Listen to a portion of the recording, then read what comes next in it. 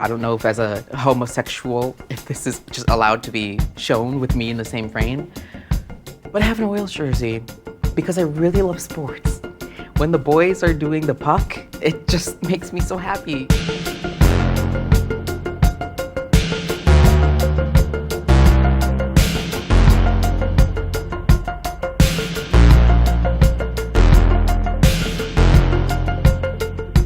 Ladies and gentle-thems, welcome to the closet. Okay. Yeah, that's a closet. My closet. Good to see you, girls. Good to see you.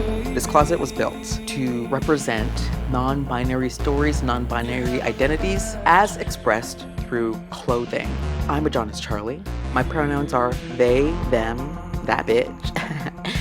I'm an actor, comedy writer, filmmaker, anything that'll give me a little bit of money and a lot of attention.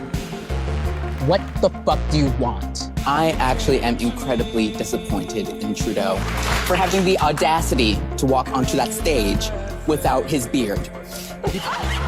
I knew that non-binary was the gender expression that represented me best, but I didn't think I was doing it properly. I was getting hit with the he, him all the time, and I was like, is it the way I look? Is it the way I'm dressing? And so I thought, if I opened up this closet to other non-binary friends of mine, maybe I could take that back into my life and feel more empowered to express myself in a more wide-ranging, all-encompassing, gender-fluid way. Okay. Let's cut. Cool. Hi. Well, I would describe my style as soft boy luxury. Yes. I want clothes that make me feel like, You're a girl in the city and you should. The soft boy half of it is like a genre of man who's sensitive and deeply attuned to his emotions to the point where it's actually kind of off-putting and annoying. I'm kind of still living in traditionally male structures of clothing, but finding an element of sensitivity and emotionality. For luxury, I like movement. I like something I'm able to twirl, a silk, a suede. I'm fully outing myself as a bougie bitch, but I love a cashmere.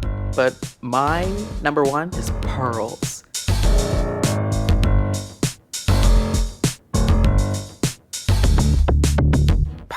Soft boy luxury.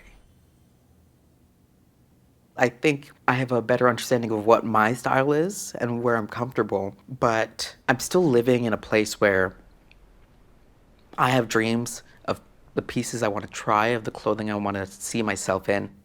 I have a bunch of pieces here that I've been very excited to try, but have not yet in my life put on my body, but we're gonna try it. Okay. Wow. Maybe like an heiress is this vibe. I do like the boots. It feels like I'm seeing someone else's feet though. How am I standing right now? I don't do this, but maybe I do now.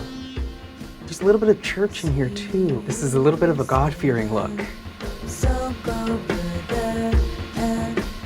I grew up in Scarborough, Ontario, Canada. My mom was a recent immigrant to Canada from Guyana, and being a single mom raising 4 kids, you can already do the math what we were working with. I was living in these hand-me-downs that I already knew didn't fit me physically or emotionally. I'm pretty sure that little egg was a little gay egg. I still identify as a gay egg, by the way. When I started to work and I started to have my own agency, I had my own little bank account, I started to experiment with trying on clothes that felt like they might reflect me at the time. Yeah, I used to do this, and then there's like a skateboard in front of me.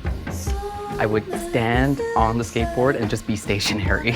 I had a very now ill-advised goth era. The thing that really set soft boy luxury in stone was really working in the arts for the first time. costume pieces are really important for me because they were my first opportunities to really play, and performance gave me some space to be experimental without being judged. Like on Station 11, where I played my first non-binary character. I started to buy pieces and try things on that piece by piece changed and defined who I was becoming and kind of who I am.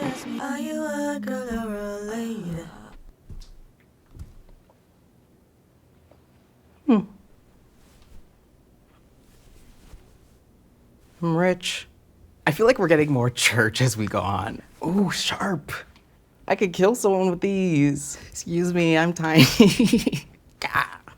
Ja. NBs, we have power.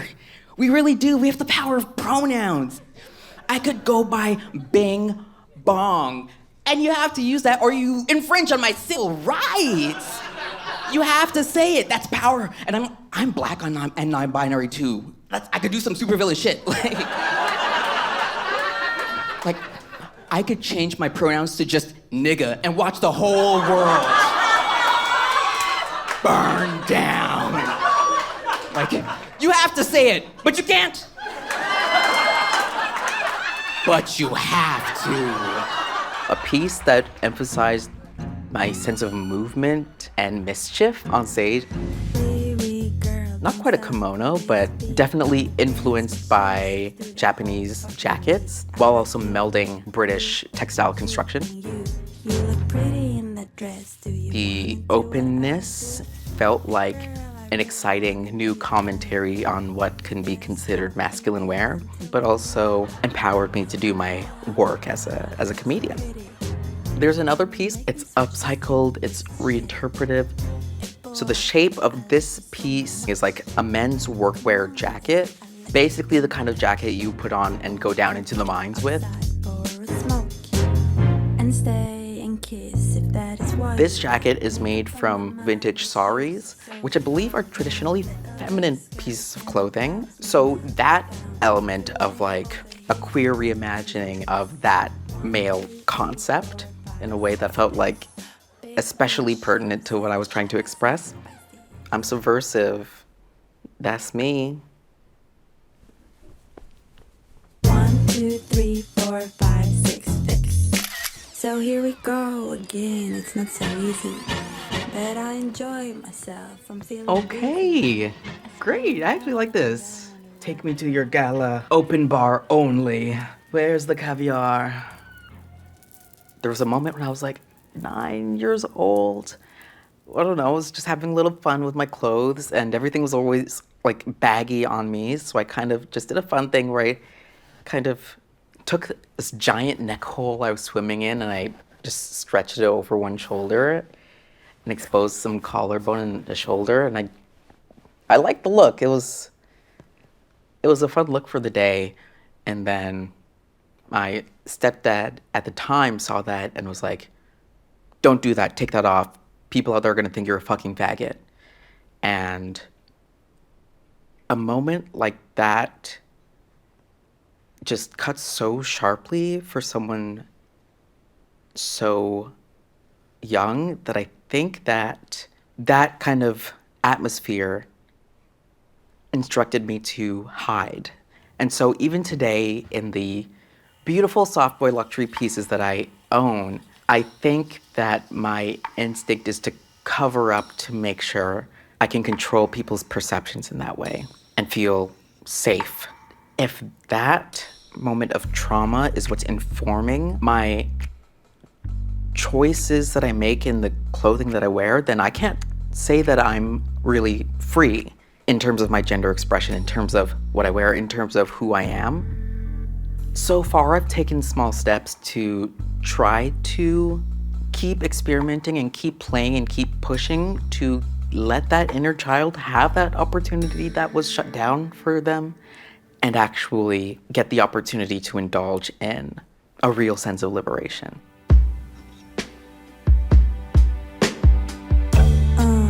Put your hands around my body. Hold me tight and show it to me. I am yours and your boy only. Put your hands around me. embrace my body. I want for my body to be part of the joy in the craft. I want my booty to pop.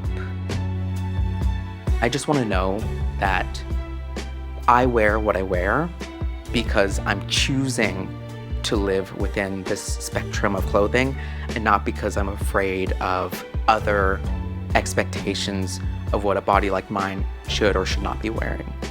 I want to know that it's a choice coming from within me and not from the society around me.